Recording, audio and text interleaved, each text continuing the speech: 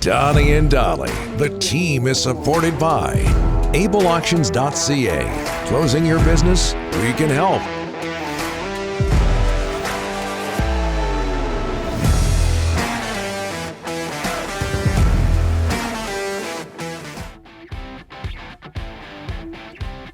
Just before Arthur Griffiths and DTMZ and everything else that's coming up. Sorry, I'm being distracted here by the Delaney's OK Tire and Langley inbox, everything else that's happening later on. Curtis Oland, and this was one Arthur can help us out with. The name probably tied into the Pacific Coliseum with the P&E and the Pacific National Exhibition. That's it. Which is maybe why they called it the Pacific Coliseum and the ocean and all of that.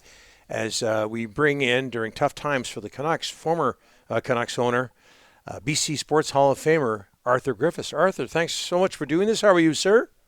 I'm great, thanks, guys. Hold on. I think I may have just canceled the screenshot on me. Am I still there? I am. You're looking good, looking outstanding. Yeah, I'm doing well. How are you both? Very good. Before we talk about the Canucks, the Pacific Coliseum was called the Pacific Coliseum. It was just an extension of the P&E, was it not? Correct. Okay. Yes. Yeah. Pacific National Exhibition, the P&E. In those days, nobody was naming the buildings corporate titles, right? Do you ever look at that and say to yourself, darn, why didn't we think of that? Well, I'm just glad that we're, well, I guess you just look back and think. I still remember, of course, I spent most of my hockey, good 2/3 of it in that building. And it was, it still serves its purpose. But yeah, I'm just glad we did what we did downtown for long term. Arthur, what's your opinion of what you've seen from the Canucks so far this season? I remember I've used this phrase lately when I think about it, and that's that Harry Neal used to say it was great, very prophetic, because, you go through ups and downs and losing streaks. He said, you're never as good as you think you are, and you're certainly not as good as your record might indicate from time to time. And I'm not making excuses. I think that it's pretty obvious that there's a lack of confidence. And the talent, I do believe, is there. There was nobody who would predict the team would be where they are right now. Fans, owners, and everybody else. So I'm sad to see the stress and the struggles and I guess you'd call it the laser focus that's been put on the players and the team. But the only way they're going to get through this is to work together, and that's what a team's all about. We heard of a meeting yesterday between Francesco Aquilini and the higher-ups in Canuck hockey management, including Jim Benning, and people in town clamoring for change, that sort of thing. What was your approach? What was your family's approach when you owned the Canucks and things got tough? Well, I'll tell you the difference is that, and it's not a question of how and what you do. My difference is that I worked, my office was in the building. So to speak. I worked in the, lack of a better word, hockey operations, physical space. So I didn't need to have meetings with those people every day, one form or another. And I honestly think that where they're at right now, time of the season, I don't look back too far to look at St. Louis a few years back. Yeah. They caught lightning in a bottle in January. You can always have that as a hope. But to be honest with you, at the moment, I just don't know that there's a simple answer. And it is not about imploding anything. I mean, the young talent on this team is league-wide respected. It's just the chemistry seems to be lacking. Confidence. When you hit a post 3 times in a game and one player that normally would score 1 or 2, if not 3 of those goals or shots, it's hard. I mean, there's hesitating. I think it was the game here I was at recently where they won, and I was just thinking how different that was, and yet it wasn't any different than the other games in the sense the puck went in. Right? There are a lot of games when you would talk to the players, right, the coaches and others. You'd think, how did we lose that game? That's the challenge. Hey, Rick. How you doing, Arthur? Arthur, I remember this story you telling me about when Roger Nielsen was fired. The question I have for you is, when does the owner say enough is enough? What's the pressure point? When is it when you say, you're the owner and you say, this is it, sorry, can't keep going any longer, got to make a change? Well, if you recall, we went to the Stanley Cup Finals the previous year against the Islanders. And that record in the beginning of that season indicated that we were either really tired, but it just seemed at the time to me, and I think to others, that the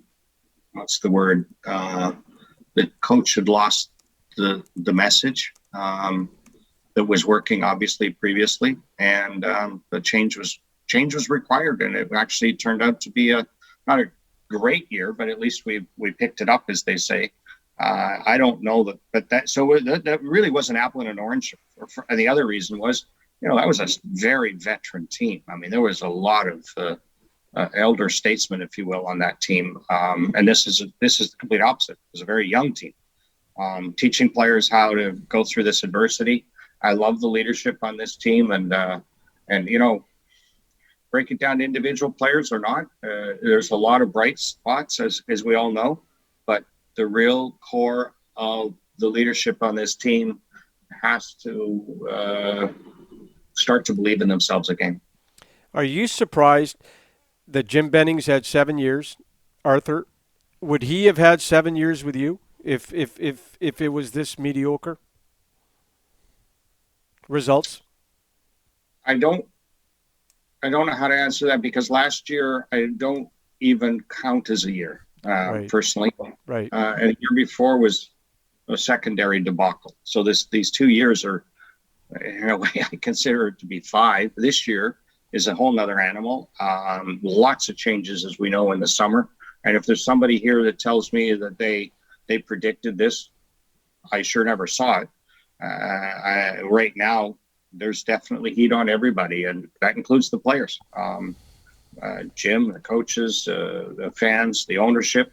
I remember, you're traveling around to meetings, and one time I remember there was an old expression, but someone starts to yell your name, and one time when you're winning, of course, it's like, oh hey, and then other times you duck. You just make sure that someone's not got a baseball thrown at you or something. But yeah.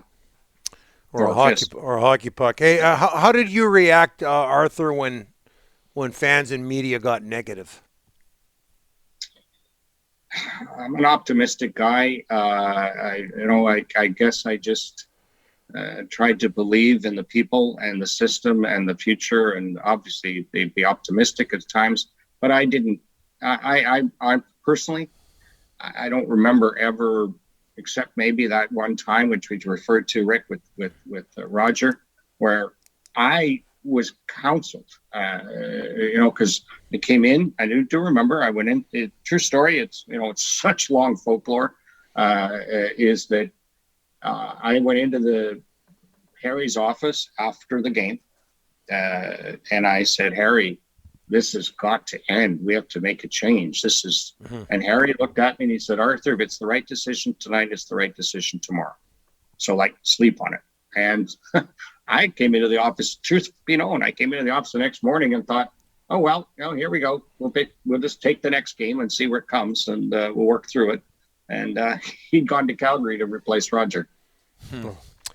Arthur, last time you were on our show, you talked about how you keep in contact with Francesco Aquilini.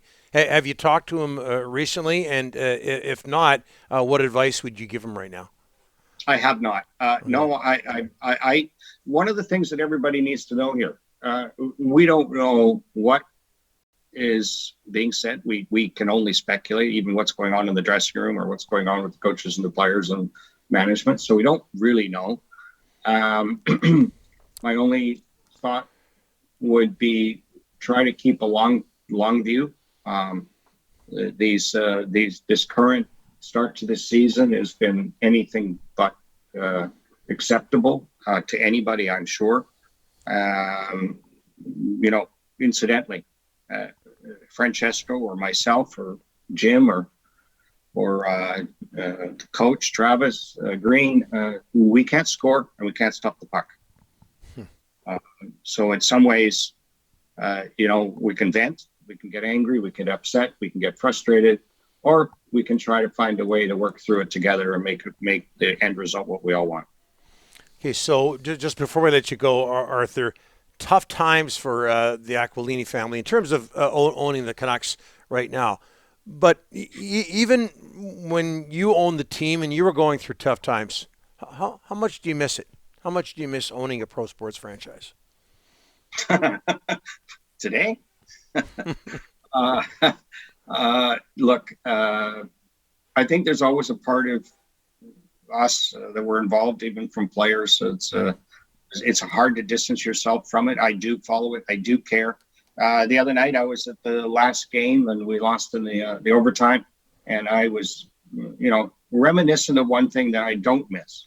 I was so excited when PD scored the tying goal, and I was just angry as all get out when they scored, because it was not the just result. But so I don't mind that. I don't like that part. I'm getting a little older, so maybe that's a little bit more stressful on me than it should be. But I do miss the relationships and the camaraderie. I'm fortunate now to be involved with, as you know, with the alumni and in a very active way. So that's a great thing. But you know what?